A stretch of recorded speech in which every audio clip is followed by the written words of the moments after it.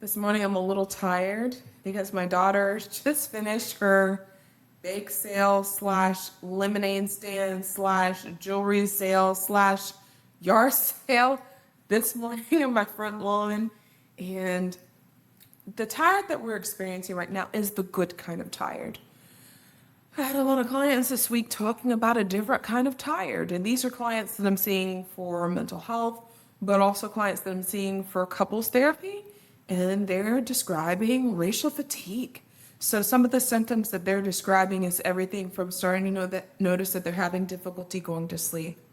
They're also noticing that they're a little bit more irritated with their partners. They're also saying things like noticing changes in eating habits and waking up in the middle of the night and feeling really stressed and thinking about going to work and spending a lot of time outside of the office thinking about work.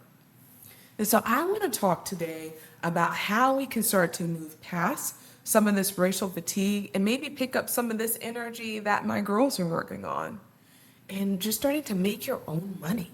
So welcome back to my channel. I'm Virginia. I'm a licensed mental health therapist who was recently diagnosed with 2 autoimmune disorders. I also recently left my group practice. Now I want to say maybe about 2 years ago, the group practice that I was a partner in. And if you want to see some videos about why I left, you're more than welcome to see those videos. I'm going to try to remind myself, you'll put them in the description box below.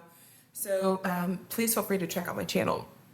But yeah, I want to go back to this place that we were just talking about just a second ago where, excuse me, where I am watching my kids do things that I don't remember doing as a kid. I don't remember having that kind of entrepreneurial kind of spirit, that energy, that I just don't remember ever having that. I remember, again, I'm a military brat, so this is just my experience, and that may not be everybody's experience, but I remember having a lot of time where it's like, okay, this is the objective, you do as you're told. This is the next objective, you do as you're told. Here's the mission, you go ahead on it and you complete that mission. Like that was a lot of my education growing up. I wasn't taught this place of like, oh yeah, well you can just go make your own money. You don't have enough money, just go make it. I just wasn't taught that. And when I sit down and I talk with a lot of my Black clients, they weren't taught that either. As my daughter was just saying, she wanted to do this for quite some time. I'm taking a big breath here because I'm just sitting with the faces of the people, particularly Black female clients, that I saw several of them this week, and they were all saying the same things. And I will say, not only my Black clients are talking about some of this minority stress from work, but I'm also hearing my gay clients talk about it. And so I want to make some space for that too, that there is this, within the divisiveness that is going on in our country, it is causing a space where there's just a lot more turmoil, a lot more people on the aggressive side, but also on the defensive side. And it just seems like there's just us versus them energy that is just tearing our society apart. When I sit down and I talk with my white clients, a lot of them are entrepreneurs or they were entrepreneurs, and I hear them talk about money. They'll say things like, oh yeah, I really didn't have enough money, or, working on this, that, and the third. Yeah, I think I'm just gonna work more. I'm just gonna make some more money. I'm just sitting there thinking, oh my God, I was not raised that way. Oh my God, I was not raised that way. So for those of you who were raised that way, please feel free to add some comments in the comment description below. But for those of y'all who weren't, please leave some comments as well. I wasn't raised that way. And with that being said, I have an uncle who in New Orleans, he still owns his own company, his own trucking business to this day.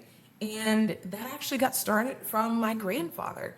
My grandfather on my mom's side actually owned a trucking business. It was even recognized by the President of the United States. Now, but when you take a look at his children, a lot of them were not entrepreneurs. For whatever reason, that did not get passed down. And I can think of tons of reasons as to why it didn't. 100%. Number one, he died on the early side. Number two, there was a lot of family friction and things that were just going on that are part of my family's, to be honest with you, just generational abuse and trauma story. So some of those things did not get passed down, and he had a very successful trucking business. My uncle actually took on his trucking business, was able to secure a loan from another family member who had his own business in Chicago, and was able to restart up that trucking business after his father died. And he had to kind of pull it out the ground, figure out what he was going to do next, because everything just kind of fell apart after his father passed. So I know that some of that is in my history. I don't have any access to that. I didn't get those stories passed down to me. And so I don't know if part of that is gender related, part of that is some of my family's generational trauma. Like, I don't know what all the reasons are for that. But what I am here to say is that we have generations of Black entrepreneurs.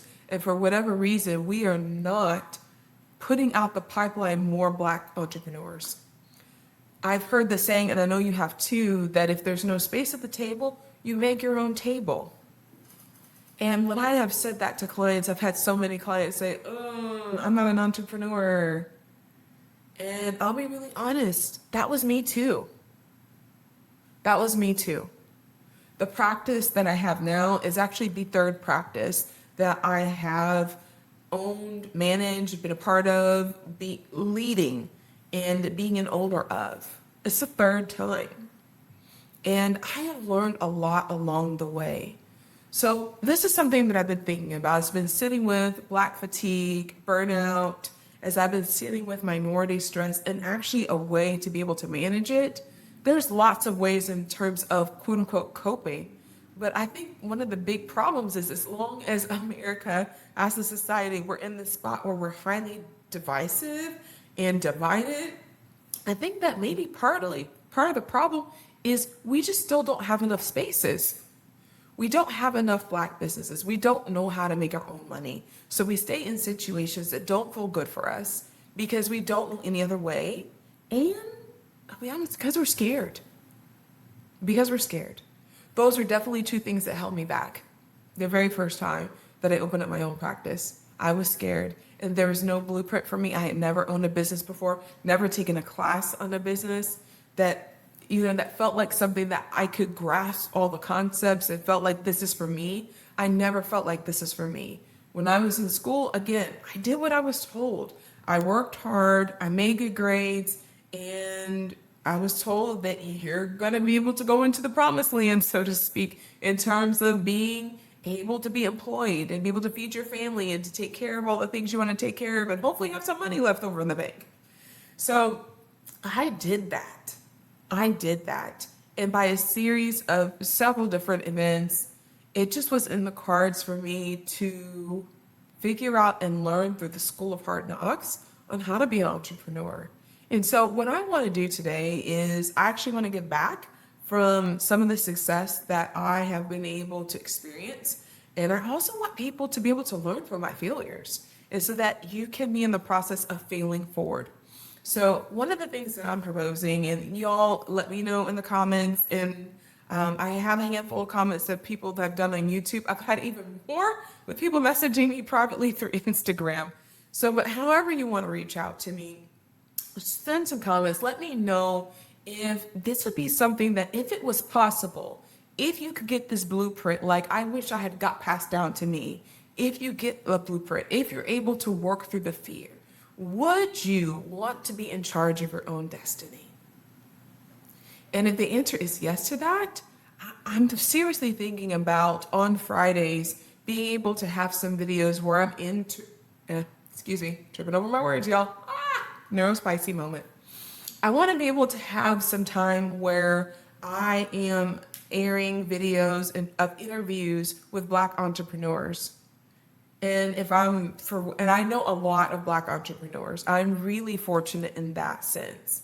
And maybe also taking some time not only to interview Black entrepreneurs, but also maybe taking some time just to interview minority business owners in general, so that you can start to hear, okay, what does a business plan look like? And now I'm not talking about some sort of AI, what have you, or something. I'm talking about lived experience that has been tried, true, and school of hard knocks so that you don't have to hopefully make some of the mistakes that some of us have made out there. So, but if that's something you're interested in, like I said, please reach out to me. Let me know that. And I'm going to get on that because I think that this is something that's so needed in our community today.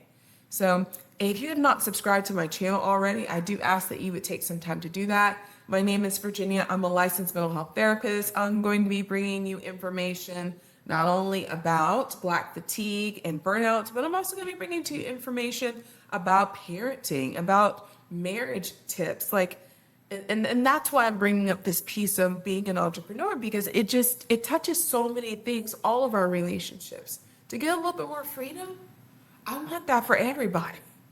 Y'all, I want that for you.